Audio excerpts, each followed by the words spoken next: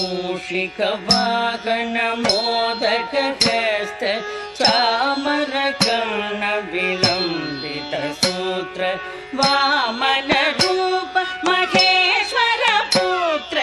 विघ्न विनायक पाद नमस्ते मूषिकवाहन मोदकहस्त चामरकर्ण विलम्बित सूत्र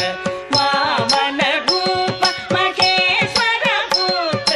विघ्न विनायक पाद नमस्ते विघ्न विनायक पाद नमस्ते